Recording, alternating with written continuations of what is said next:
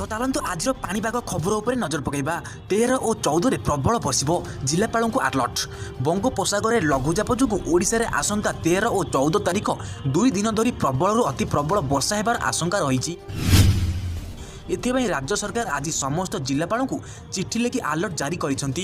यह सहित जिला स्तर में जरूरीकालीन केन्द्र को 24 घंटिया खोला रखी वर्षा और संभाव्य बन्या स्थिति उपर तीक्ष्ण नजर रखा निर्देश देइछंती। राज्य स्वतंत्र रिलीफ कमिशनर विष्णुपद सेठी आज समस्त जिलापाल को चिठी लिखि लघुचाप जनित वर्षा पर प्रस्तुत रहिबाकु निर्देश देइछंती।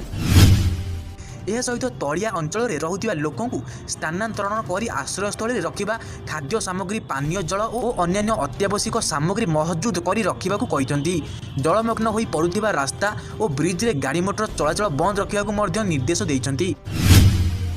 पाणीपाग विभाग पक्षर जारी पूर्वानुमान रे राज्यर प्राय समस्त जिले में आगामी 2 दिन धरी वर्षा लगी रहिबो। आज राज्य में विभिन्न भाग में वर्षा जारी रही। आसंताकाली उत्तर ओडिशा उपकूल और मयूरभंज, सोनपुर, केन्दुझर, बलांगीर, बरगड़, कलाहांडी, कंधमाल, रायगड़ा, नयागढ़ और पुरी जिले में प्रबल अति प्रबल वर्षा हेबार आशंका रही। एसबू जिले में ऑरेंज वार्निंग जारी करा जायछि। सेहीपरि भद्रक, केन्द्रापड़ा, जगतसिंहपुर, कंधमाल, रायगड़ा और कलाहांडी जिलार केतेक स्थान में प्रबल वर्षा हेबार संभावना रही। अन्य सबु जिलागुड़िक येलो वार्निंग जारी करा जायछि।